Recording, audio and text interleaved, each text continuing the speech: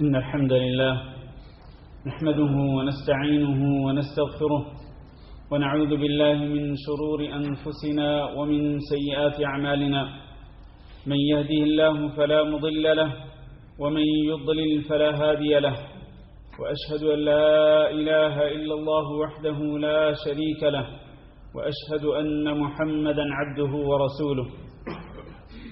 اللهم صل على محمد وعلى آل محمد كما صليت على إبراهيم وعلى آل إبراهيم إنك حميد مجيد اللهم بارك على محمد وعلى آل محمد كما باركت على إبراهيم وعلى آل إبراهيم إنك حميد مجيد ما بعد فإن خير الحديث كتاب الله وخير الهدي هدي محمد صلى الله عليه وسلم وشر الأمور محدثاتها وكل محدثة بدعة وكل بدعة ضلالة وكل ضلالة في النار أعوذ بالله من الشيطان الرجيم يا أيها الذين آمنوا اتقوا الله حق تقاته ولا تموتن إلا وأنتم مسلمون يا أيها الناس اتقوا ربكم الذي خلقكم من نفس واحدة وخلق منها زوجها وبث منهما رجالا كثيرا ونساء واتقوا الله الذي تساءلون به والأرحام إن الله كان عليكم رقيبا يا أيها الذين آمنوا اتقوا الله وقولوا قولا سديدا يصلح لكم أعمالكم ويغفر لكم ذنوبكم ومن يطع الله ورسوله فقد فاز فوزا عظيما قابل صد احترام بزرگوں دوستوں اور بھائیوں، ماہ رمضان اللہ کا مہمان ہم سے رخصت ہونے کو ہے۔ اس ماہ مبارک کے اختتام پر، جبکہ آج اس کا 28واں دن ہے اور اس کے بعد ہو سکتا ہے اس ماہ مبارک کا ایک ہی دن باقی ہو یا ہو سکتا ہے 2 دن باقی ہوں، تو اس ماہ مبارک کے اختتام کے موقع پر ہمیں جائزہ لینا ہے کہ ہم میں سے کون ہے جو اس ماہ مبارک کو پا کر فائدے میں رہا، اور ہم میں سے کون ہے اللہ نہ کرے کہ جو رمضان المبارک کے مہینے کو پا کر خسارے اور گھاٹے میں رہا۔ ایک فیسٹیول ہوتا ہے اور فیسٹیول کے آخر میں تجار اور بزنس مین فیسٹیول کے آخر میں بیٹھ کر اندازے لگاتے ہیں، حسابات چیک کرتے ہیں کہ ہم میں سے کون ہے جس نے پروفٹ کمایا اور ہم میں سے کون ہے جس کو اس فیسٹیول کے اندر لاس ہوا۔ بالکل اسی طرح سے اس ماہ مبارک کے اختتام پر ہمیں بھی جائزہ لینے کی ضرورت۔ کون ہے جو پروفٹ کمانے میں کامیاب ہو گیا اس نیکیوں کے موسم بہار میں، نیکیاں کمانے میں کامیاب ہو گیا، اور کون ہے جو اتنی بڑی اپرچونٹی ملنے کے باوجود، اتنا بڑا موقع ملنے کے باوجود وہ اس سے فائدہ نہیں اٹھا سکا۔ ایک گولڈن چانس انسان کو زندگی کے اندر ملا لیکن وہ اس سے فائدہ نہیں اٹھا سکا۔ اس بات کا جائزہ لینے کی ضرورت ہے۔ میرے بھائیوں، جیسے کہ آپ جانتے ہیں کہ اللہ رب العزت نے اس ماہ مبارک کے روزے فرض کیے ہیں۔ جس شخص نے اس ماہ مبارک کے روزے رکھے اور بغیر کسی شرعی عذر کے اس نے کوئی روزہ نہیں چھوڑا تو وہ شخص یقینی طور پر پروفٹ کمانے میں کامیاب ہو گیا۔ اللہ کے نبی صلی اللہ علیہ وسلم کے ارشاد گرامی ہے، من صام رمضان ایمانا واحتسابا غفر له ما تقدم من ذنبه، جس نے رمضان مبارک کے روزے رکھے، ایک تو ایمان اور یقین کے ساتھ، اور دوسرا صرف اللہ رب العزت سے اجر و ثواب کو پانے کی خاطر، کسی اور کی خاطر نہیں، کسی اور کی خوشنودی حاصل کرنے کے لیے نہیں، یا کسی کی تعریفیں سننے کے لیے نہیں، دکھلاوا اور ریاکاری کرنے کے لیے نہیں، صرف اللہ رب العزت کا حکم مان کر کہ یہ دین اسلام کا فریضہ ہے، مجھے اس پہ عمل کرنا ہے، اور اس پہ عمل کر کے مجھے اللہ رب العزت کا تقرب حاصل کرنا ہے۔ جس نے اس طرح رمضان المبارک کے روزے رکھے، اس کے پچھلے تمام گناہوں کو معاف کر دیا گیا۔ یہ ہے وہ جو کہ پروفٹ اور منافع کے اندر رہا اور فائدہ حاصل کرنے میں کامیاب رہا نیکیوں کے اس موسم بہار کے اندر۔ لیکن جس شخص نے رمضان کے روزوں کی فرضیت کا خیال نہیں رکھا اور اپنی منمانی کی، کچھ روزے رکھ لیے، کچھ روزے نہیں رکھے، جو رکھے لوگوں کو دکھلانے کے لیے، یہ شخص یقینی طور پر لاس میں رہا، بہت زیادہ خسارے کے اندر چلا گیا۔ اور اسی طرح نبی کریم صلی اللہ علیہ وسلم کا فرمان ہے کہ من قام رمضان ایمانا واحتسابا غفر له ما تقدم من ذنبه، جس نے رمضان المبارک کا قیام کیا،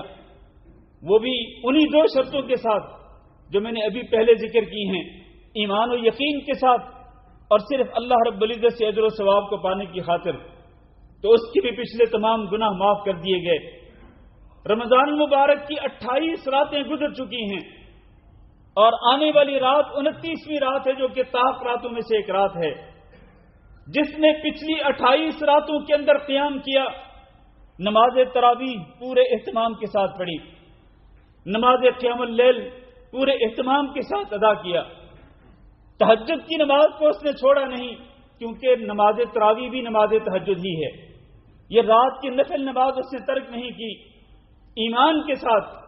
اور اسی طرح اللہ سے اجر و ثواب کو پانے کی خاطر۔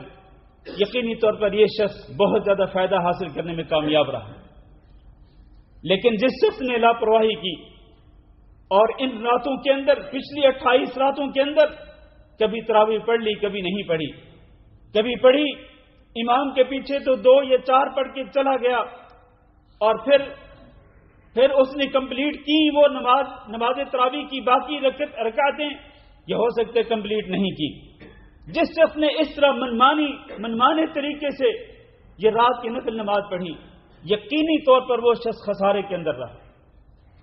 اور اسی طرح رسول اکرم صلی اللہ علیہ وسلم کا فرمان ہے کہ من قام لیلۃ القدر ایمانا واحتسابا غفر له ما تقدم من ذنبه، جس نے لیلۃ القدر کا قیام کیا ایمان کے ساتھ، یقین کے ساتھ اور صرف اللہ رب العزت سے اجر و ثواب کو پانے کی خاطر، اس کے بھی پچھلے تمام گناہوں کو معاف کر دیے گئے۔ اس ماہ مبارک کے آخری عشرے کی 8 راتیں گزر چکی ہیں، 8 راتیں گزر چکی ہیں، اور ان میں سے ایک رات وہ بھی گزری کہ جس کے بارے میں ابی بن کعب رضی اللہ تعالیٰ عنہ نے قسم کھا کے کہا کہ میں اللہ کی قسم کھا کے کہتا ہوں کہ یہ رات لیلۃ القدر کی رات، اور وہ 27ویں رات۔ لیکن یہ فکس نہیں میرے بھائیوں، جس شخص نے اس رات کو پانے کی خاطر اور اس رات کی برکتوں کو حاصل کرنے کی خاطر، اس رات کی فضیلتوں کو حاصل کرنے کی خاطر جو شخص جاگتا رہا، عبادت کرتا رہا، یقیناً وہ شخص بہت بڑا فائدہ کمانے میں کامیاب ہو گیا۔ لیکن جس نے ان راتوں کے اندر بھی لاپرواہی کی، جس طرح وہ پہلے لاپرواہی کرتا تھا اور لیلۃ القدر کو پانے کے لیے اس نے سنجیدگی سے کوئی کوشش نہیں کی، یقین مان لے وہ شخص بہت بڑے خسارے میں چلا گیا۔ اور اسی طرح سے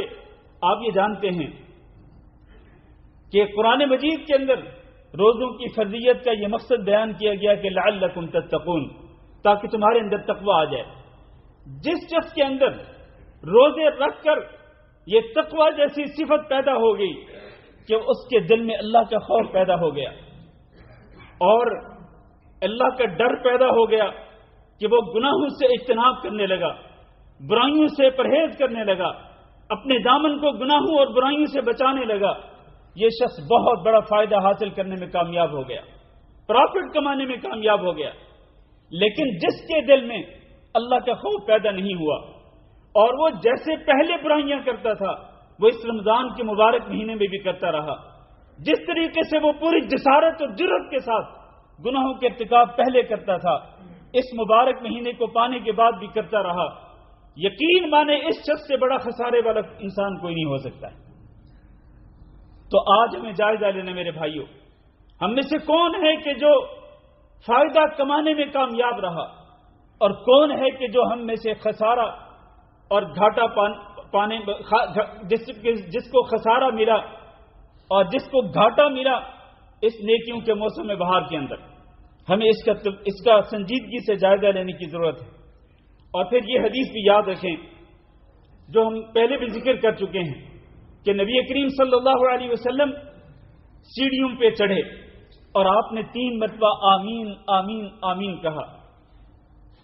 تو نبی کریم صلی اللہ علیہ وسلم سے جب پوچھا گیا تو آپ صلی اللہ علیہ وسلم نے وہ توجیحات بیان فرمائیں۔ ان میں سے ایک یہ کہ جس شخص نے فرمایا من ادرک شہر رمضان فلم یغفر له فدخل النار فابعدہ اللہ، کہ جس نے ماہ رمضان پایا اور اس کو گناہوں کی بخشش کا ایک گولڈن چانس ملا، لیکن اس نے اپنے گناہوں کی بخشش نہیں کروائی، اس کے گناہوں کو معاف نہیں کیا گیا اور وہ جہنم کی آگ کے اندر چلا گیا، فابعدہ اللہ، اللہ رب العزت اس کو اپنی رحمت سے دور کر دے۔ یہ بددعا کی جبریل امین علیہ السلام نے، اور بددعا کرنے کے بعد نبی کریم صلی اللہ علیہ وسلم کو کہا کہ قل آمین، آپ بھی آمین کہیں، فقلت آمین، تو آپ فرماتے ہیں میں نے بھی آمین کہا۔ بددعا کرنے والے جبریل امین اور اس پر آمین کہنے والے ہمارے نبی سید الانبیاء حضرت محمد صلی اللہ علیہ وسلم۔ یقین مانیں کہ جس شخص کے گناہوں کی بخشش نہیں ہوئی، کہ جس نے ماہ رمضان کا مبارک مہینہ پانے کے باوجود، یہ ایک بہت بڑا چانس اور موقع ملنے کے باوجود جس نے اللہ کی طرف رجوع نہیں کیا، جس نے اللہ کے سامنے گڑ گڑا کر رو رو کر معافیاں نہیں مانگی، اور جس کے گناہوں کو معاف نہیں کیا گیا، اس سے بڑا خسارہ پانے والا کوئی نہیں ہو سکتا۔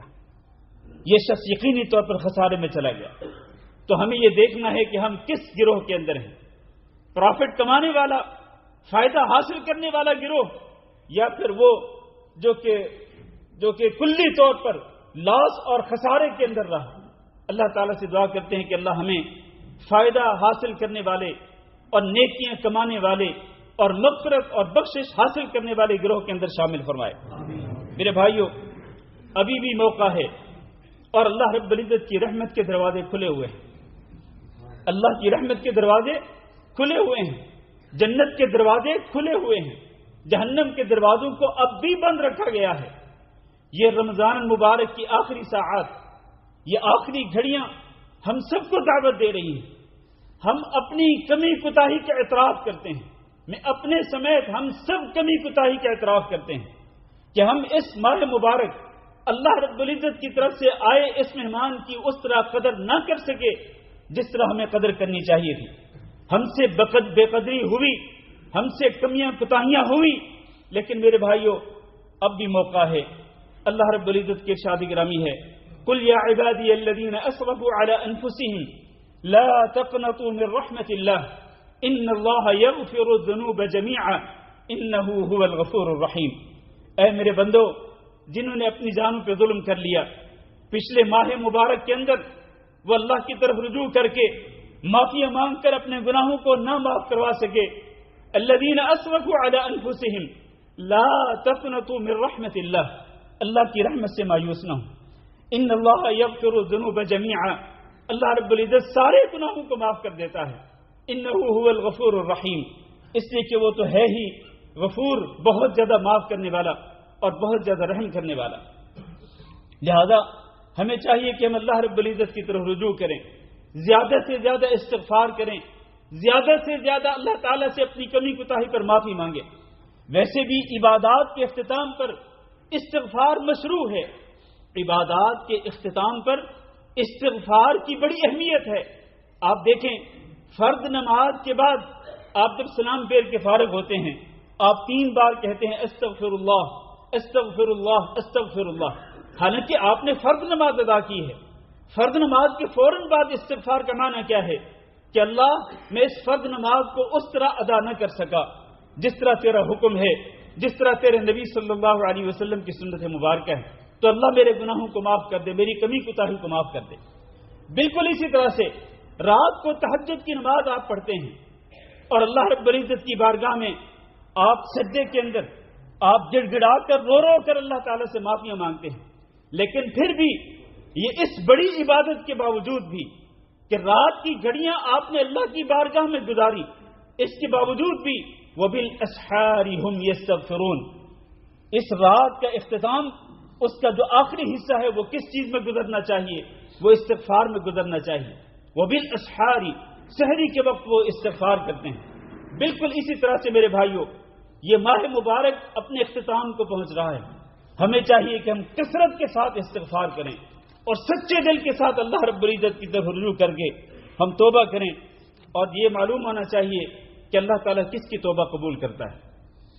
اللہ تعالیٰ نے قرآن مجید کے اندر ارشاد فرمایا انما التوبۃ علی اللہ للذین یعملون السوء بجہالہ ثم یتوبون من قریب فاولئک یتوب اللہ علیہم، کہ اللہ رب العزت کن کی توبہ قبول کرتا ہے؟ وہ لوگ کہ جو برائی کرتے ہیں اور برائی کرنے کے بعد قریب ہی معافی مانگ لیتے ہیں۔ وہ یہ نہیں کہتے کہ ابھی بڑی زندگی پڑی ہے، یار کیا ہوا، اگر اس رمضان میں گناہ معاف نہیں ہوئے تو اگلے رمضان میں معاف کروا لیں گے، پھر اس سے اگلے رمضان میں معاف کروا لیں گے، بڑی زندگی پڑی ہے۔ میرے بھائی، کسی کے پاس زندگی کا کوئی سرٹیفکیٹ نہیں ہے، کچھ نہیں پتا کہ یہ عید بھی نصیب ہوگی کہ نہیں ہوگی، کچھ نہیں پتا، یہ عید ملنا تو دور کی بات، ابھی اگلی گھڑی کے اندر کیا ہوگا کسی کے ساتھ، اس کا بھی کسی کو اندازہ نہیں۔ تو وہ لوگ جو کہ برائی کرنے کے بعد، گناہ کرنے کے بعد قریب ہی یتوبون من قریب فاولئک یتوب اللہ علیہم، ایسے ہی لوگوں کے اللہ تعالیٰ توبہ قبول کرتا ہے۔ لہذا ہمیں اپنی توبہ جو ہے وہ پورے اخلاص کے ساتھ اللہ رب العزت کی طرف رجوع کر کے کرنی چاہیے۔ نبی کریم صلی اللہ علیہ وسلم ارشاد فرماتے تھے واللہ انی لاستغفر اللہ واتوب الیہ فی اليوم اکثر من 70 مرہ، اللہ کی قسم میں اللہ کی طرف رجوع کرتا ہوں، استغفار کرتا ہوں، توبہ کرتا ہوں، کتنا سال میں یا پورے مہینے کے اندر نہیں، ڈیلی روزانہ میں 70 سے زیادہ مرتبہ استغفار کرتا ہوں اور توبہ کرتا ہوں۔ یہ ہے ہمارے نبی صلی اللہ علیہ وسلم کا طرز عمل۔ تو ہم تو گناہوں کے اندر ڈوبے ہوئے ہیں، سر سے لے کے پیروں تک ہم گناہوں کے اندر ڈوبے ہوئے ہیں، تو ہمیں چاہیے کہ ہم فوری طور پر استغفار کریں اور اللہ تعالیٰ سے معافی مانگیں۔ نبی کریم صلی اللہ علیہ وسلم کے شاد گرامی ہے، جو شخص یہ دعا پڑھتا ہے استغفر اللہ الذی لا الہ الا هو الحی القیوم واتوب الیہ، اللہ تعالیٰ اس کے تمام گناہوں کو معاف کر دیتا ہے، چاہے وہ جنگ سے پیٹ پھیر کر کیوں نہ بھاگا ہو۔ جنگ سے پیٹ پھیر کر بھاگنا بہت بڑا گناہ ہے، اگر اس نے اتنا بڑا گناہ کیا ہو، بلکہ بات تو اس سے بھی آگے کی ہے کہ اگر ایک انسان شرک کرتا ہو، شرک جیسے گناہ عظیم کے اندر مبتلا ہو، لیکن وہ اس گناہ سے بھی توبہ کر لے اور وہ اللہ رب العزت کی توحید کی طرف آ جائے، شرک سے اپنے دامن، شرک کے داغوں اور دھبوں سے اپنے دامن کو پاک کر لیتا ہے اور سچے دل کے ساتھ توبہ کرتا ہے، اللہ تعالیٰ اس کے اس گناہ کو بھی معاف کرنے کے لیے تیار ہے۔ زندگی میں مرنے سے پہلے انسان توبہ کر لے، اللہ تعالیٰ انسان اگر سچے دل کے ساتھ، اخلاص دل کے ساتھ، صدق دل کے ساتھ اگر توبہ کرے تو اللہ تعالیٰ بہت بڑے بڑے گناہوں کو معاف کر دیتا ہے۔ حتیٰ کہ ایک انسان کے گناہ اگر زمین سے لے کے آسمان کی چوٹی تک پہنچ جائیں، اللہ تعالیٰ فرماتا ہے کہ یہ بندہ اگر میرے پاس آ جائے اور مجھ سے اپنے گناہوں کی معافی طلب کر لے، بخشش طلب کر لے، میں اس کے سارے گناہوں کو معاف کر دوں گا اور مجھے کوئی پرواہ بھی نہیں ہوگی۔ اس قدر رحمان اور اس قدر رحیم، اس قدر غفور ہمارا رب، ہمارا اللہ، ہمارا مالک، ہمارا مربی، ہمارا محسن، کہ جس نے ہمیں بے شمار نعمتوں سے نوازا، وہ خود رات کے آخری تہائی حصے میں ڈیلی بیسس پہ پکار کے کہتا ہے من یستغفرنی فاغفر له، من یدعونی فاستجیب له، من یسألنی فاعطیہ، کون ہے جو مجھ سے اپنے گناہوں کی معافی مانگے میں اس کو معاف کر دوں، کون ہے جو مجھ سے دعا مانگے میں اس کی دعا کو قبول کروں، جو کون ہے جو مجھ سے سوال کرے میں اس کو عطا کروں۔ میرا رب تو اس طرح سے پکار کے اپنی رحمت کے دروازوں کو کھولے ہوئے، جنت کے دروازوں کو کھولے ہوئے، جہنم کے دروازوں کو بند رکھ کر میرا رب پکار رہا ہے۔ اس لیے میرے بھائیوں، ہم میں سے ہر شخص جو کوتاہ ہے اور ہم میں سے ہر شخص کوتاہ ہے، ہم میں سے ہر ایک کو چاہیے کہ ہم اللہ کی طرف رجوع کریں اور استغفار کریں، اللہ تعالیٰ سے معافی مانگیں۔ اللہ تعالیٰ سے دعا کرتے ہیں کہ اللہ رب العزت اس مبارک مہینے کی آمد کو اور اس کے اختتام کو ہماری مغفرت کا ذریعہ بنا دے، ہمارے گناہوں کی بخشش کا ذریعہ بنا دے۔ اللہ ہم سب کے تمام گناہوں کو معاف کر دے۔ ہم نے جتنے گناہ کیے، چاہے وہ بڑے گناہ کیے، چھوٹے گناہ کیے، ہم نے چھپ کر کیے، ظاہری طور پر کیے، جان بوجھ کر کیے، بھول کر کیے، اللہ سے دعا کرتے ہیں کہ اللہ اپنی رحمت اور فضل کے ساتھ ہمارے تمام گناہوں کو دھو دے، صاف کر دے، اور ہم سب کو اللہ تعالیٰ گناہوں سے پاک کر دے۔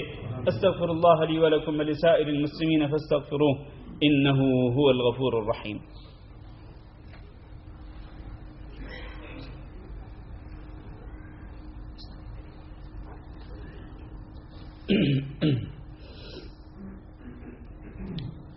ان الحمد للہ نحمده ونستعینه ونستغفره ونعوذ بالله من شرور انفسنا ومن سيئات اعمالنا، من يهده الله فلا مضل له ومن يضلل فلا هادي له، واشهد ان لا اله الا الله وحده لا شريك له، واشهد ان محمدا عبده ورسوله۔ اللهم صل على محمد وعلى آل محمد كما صليت على إبراهيم وعلى آل إبراهيم إنك حميد مجيد۔ اللهم بارك على محمد وعلى آل محمد كما باركت على إبراهيم وعلى آل إبراهيم إنك حميد مجيد۔ اما بعد، عزیز بھائیو اور دوستو، اپنے گناہوں کو معمولی نہ سمجھیں۔ یہ گناہ چاہے چھوٹے چھوٹے کیوں نہ ہوں، یہ چھوٹے چھوٹے گناہ مل کر بھی انسان کو تباہی کے کنارے پہ پہنچا دیتے ہیں۔ اگر ایک انسان اپنے ان گناہوں سے معافی نہیں مانگتا تو پھر یہ گناہ مل کر انسان کی تباہی کا پورا سامان مہیا کر دیتے ہیں۔ لہذا دیدہ دلیری نہ دکھایا کریں۔ کئی لوگ رات کو گناہ کر کے اگلے دن صبح کو اپنے دوستوں کے سامنے بیان کر رہے ہوتے ہیں کہ میں نے آج رات یہ گناہ کیا۔ نبی کریم صلی اللہ علیہ وسلم نے ارشاد فرمایا کہ اللہ رب العزت میری امت کے ہر فرد کو معاف کر دے گا، لیکن اس شخص کو اللہ تعالیٰ معاف نہیں کرے گا جو دیدہ دلیری کے ساتھ، جرت اور جسارت کے ساتھ گناہ کے ارتکاب کرتا ہے، اور ہو سکتا ہے اللہ تعالیٰ اس کے گناہوں پہ پردہ ڈال دے، لیکن وہ خود ہی اپنا پردہ چاک کرتا ہے اور لوگوں کے سامنے اپنے گناہوں کو بیان کرتا ہے۔ اس قسم کے بدبخت انسان کو اللہ تعالیٰ معاف نہیں کرے گا۔ یہ رسول اکرم صلی اللہ علیہ وسلم کی حدیث ہے۔ لہذا رو رو کے اللہ تعالیٰ سے معافی مانگے اور اکتاہٹ کے شکار نہ ہوں۔ اب بھی 28 روزے گزرے ہیں، ابھی بھی کافی سارے گھنٹے باقی ہیں، اکتاہٹ کا شکار نہ ہوں۔ آنے والی رات کو غنیمت سمجھیں، اس لیے کہ آنے والی رات بھی طاق راتوں میں سے ایک رات ہے۔ عین ممکن ہے کہ آنے والی رات لیلۃ القدر کی رات ہے، اور یہ وہ رات کہ لیلۃ القدر خیر من 1000 شہر، کہ جو 1000 مہینے سے بہتر ہے۔ اس رات کی عبادت 1000 مہینے کی عبادتوں سے بہتر ہے۔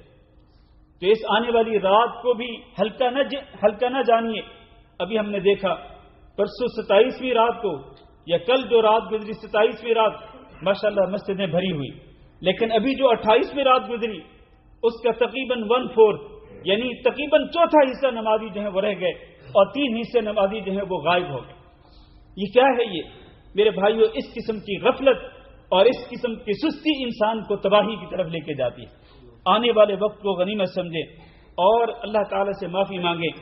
سچی توبہ وہ ہوتی ہے کہ جس میں انسان پچھلے گناہوں پہ شرمندگی کا اظہار کرے، اللہ کے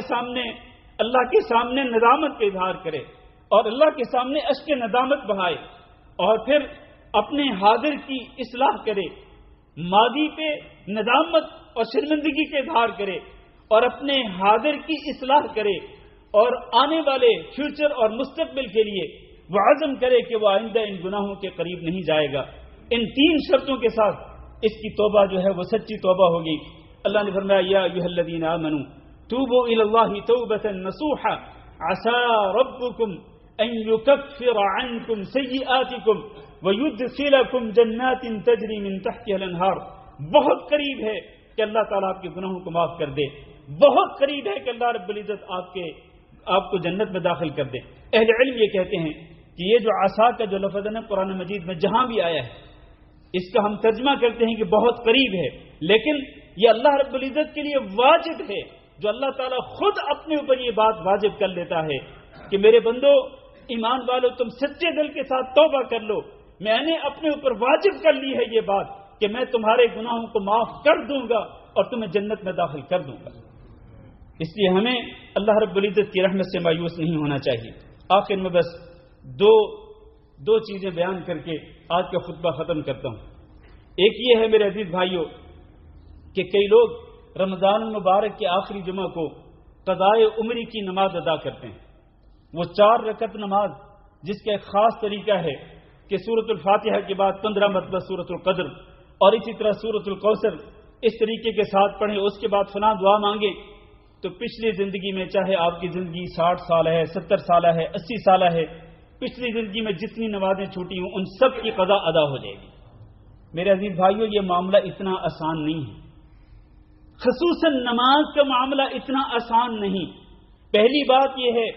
کہ یہ حدیث من گھڑت حدیث ہے، جھوٹی حدیث ہے، جس کو لوگوں نے نبی صلی اللہ علیہ وسلم کی طرف منسوب کر دیا کہ اس طرح قضائے عمری کی نماز پڑھ لے تو زندگی کی پچھلی نمازوں کی قضا ادا ہو جائے گی۔ ایک تو یہ جھوٹی حدیث، دوسرا جس طرح میں نے پہلے کہا یہ معاملہ اتنا آسان نہیں۔ آپ نماز دین کا جو ستون ہے اس کو چھوڑ کر دیدہ دانستہ، دیدہ دلیری کے ساتھ آپ نماز کو چھوڑیں اور دین کے ایک ستون کو دھڑام سے گرا دیں، اور پھر آپ ایک دفعہ نہیں، 2 دفعہ نہیں، 10 20 مرتبہ نہیں، سینکڑوں نمازیں چھوڑ دیں اور رمضان کے آخری جمعہ کو آ کے صرف 4 رکعت پڑھ لیں، آپ کی قضا ادا ہو جائے گی۔ یہ اتنا آسان معاملہ ہے میرے عزیز بھائیوں، جبکہ نبی کریم صلی اللہ علیہ وسلم نے فرمایا کہ انسان کے اور کفر کے درمیان جو فرق کرنے والی چیز ہے وہ نماز ہے۔ نماز فرق کرنے والی ہے مومن کے ایمان کے درمیان اور ایک کافر کے کفر کے درمیان فرق کرنے والی ہے۔ اتنا آسان سمجھ لیا لوگوں نے کہ بس رمضان المبارک کے آخری جمعہ کو یہ قضائے عمری کی نماز پڑھ لیں، قضا ادا ہو جائے گی۔ میرے بھائیوں، ہاں اس سے بھی زیادہ آسان چیز وہ کیا ہے جو میں پہلے بتا چکا کہ سچے دل کے ساتھ توبہ کر لیں، معافی مانگ لیں اور پھر اپنی اصلاح کریں، نمازوں کی پابندی شروع کر دیں، اللہ رب العزت آپ کے پچھلے تمام گناہوں کو معاف کر دے گا۔ لیکن اس بدعت کی طرف انسان کو نہیں جانا چاہیے جو لوگوں نے ایجاد کر رکھی۔ آخری بات کر کے خطبہ ختم کرتا ہوں۔ میرے بھائیوں، رمضان المبارک کے آخر میں ایک عبادت مشروع ہے اور وہ ہے صدقۃ الفطر۔ ابن عمر رضی اللہ تعالیٰ عنہ بیان کرتے ہیں کہ فرض رسول اللہ صلی اللہ علیہ وسلم زکاة الفطر صاعا من تمر او صاعا من شعیر على العبد والحر والذكر والانثى والصغير والكبير من المسلمين وامر بها ان تؤدى قبل خروج الناس الى الصلاة۔ رسول اکرم صلی اللہ علیہ وسلم نے زکاة الفطر کو فرض قرار دیا۔ کس پر؟ فرمایا ہر غلام اور ہر آزاد پر، ہر مرد اور ہر عورت پر، ہر چھوٹے اور ہر بڑے پر، لیکن کون؟ جو کہ مسلمانوں میں سے ہوں۔ یہ صدقۃ الفطر یہ صرف مسلمانوں پہ فرض ہے، غیر مسلموں پہ فرض نہیں۔ مسلمانوں میں سے ہر شخص پہ فرض ہے، ہر شخص پہ، حتیٰ کہ وہ لوگ جو کہ فطرانہ لینے کے مستحق ہیں، یعنی وہ وصول کرتے ہیں فطرانہ، ان پر بھی یہ فرض ہے کہ وہ فطرانہ ادا کریں۔ فطرانہ لینے والے بھی پابند ہیں، لینے والے بھی پابند ہیں اس بات کے کہ وہ فطرانہ ادا کریں۔ نبی صلی اللہ علیہ وسلم نے کیا چیز فرض کی؟ میرے بھائیو، ان الفاظ پر ذرا غور کریں۔ رسول اکرم صلی اللہ علیہ وسلم نے 1 صاع فرض کیا، 1 صاع، چاہے وہ کھجور کا ہو، چاہے وہ جو کا ہو، چاہے وہ منقع کا ہو، چاہے وہ ستو کا ہو، تو اس یا پنیر کا ہو، اس قسم کی جو چیزیں ہیں جو اناج کے طور پر، خوراک کے طور پر استعمال ہوتی ہیں، رسول اکرم صلی اللہ علیہ وسلم نے ان چیزوں کو فرض کیا۔ اور ابو سعید الخدری رضی اللہ تعالیٰ عنہ بیان کرتے ہیں کہ یہ وہ چیزیں تھیں، یہ گندم، یہ جو، یہ کھجور اور اسی طرح یہ پنیر اور ستو وغیرہ، یہ وہ چیزیں تھیں جو ہم کھانے کے طور پر استعمال کرتے تھے، اور انہی چیزوں میں سے ہی ہم صدقۃ الفطر جو ہے وہ 1 صاع کی مقدار میں ادا کرتے تھے۔ میرے بھائیوں، رسول اکرم صلی اللہ علیہ وسلم کا فرمان اور صحابہ کرام کا طرز عمل، یہ دونوں اس بات کی دلیل ہیں کہ یہ فطرانہ جو ہے یہ اناج کی شکل میں ہی دینا ضروری ہے، اناج کی شکل میں ہی دینا ضروری ہے۔ اور ایک بات میں نے پہلے بھی کہی تھی اور اب آپ کی یاد دہانی کے لیے دوبارہ کہتا ہوں کہ کیا رسول اکرم صلی اللہ علیہ وسلم کے زمانے میں کیش پیسے ہوتے تھے؟ جی بالکل ہوتے تھے۔ سونا چاندی کے سکے موجود تھے، دینار اور درہم استعمال ہوتے تھے خرید و فروخت کے معاملات کے لیے۔ اچھا جی، یہ سکے موجود تھے، کیش کرنسی موجود تھی. اچھا، اس دور کے اندر کیش کرنسی کے مستحق لوگ بھی موجود تھے،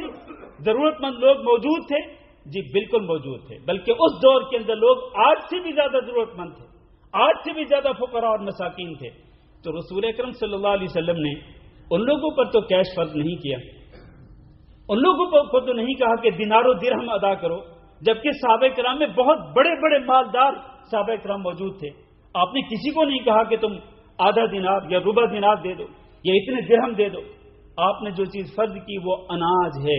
اناج ہے، وہ اناج ہے. لہذا میرے بھائیوں، ہم سب کو یہ اناج ہی ادا کرنا چاہیے فطرانے کے اندر. اللہ تعالیٰ سے دعا ہے کہ اللہ ہم سب کی تمام عبادات کو شرف قبولیت سے نوازیں.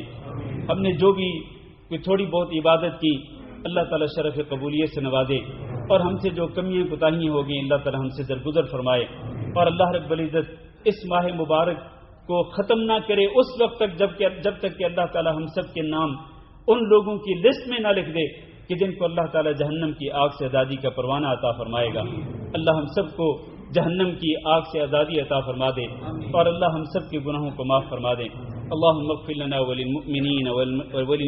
والمؤمنات وللمسلمين والمسلمات الأحياء منهم والأموات. اللهم إنا نسألك العفو والعافية والمعافاة الدائمة في الدنيا والآخرة. اللهم إنا نسألك رضاك والجنة ونعوذ بك من سخطك والنار. اللهم فرج هم المهمومين ونفس كرب المكروبين واقض الدين عن المدينين واشف مرضانا ومرضى المسلمين. اللهم اجعل هذا البلد آمنا مطمئنا وسائر بلاد المسلمين. عباد الله، إن الله يأمر بالعدل والإحسان وإيتاء ذي القربى وينهى عن الفحشاء والمنكر والبغي يعظكم لعلكم تذكرون. سبحان ربك رب العزة عما يصفون وسلام على المرسلين والحمد لله رب العالمين.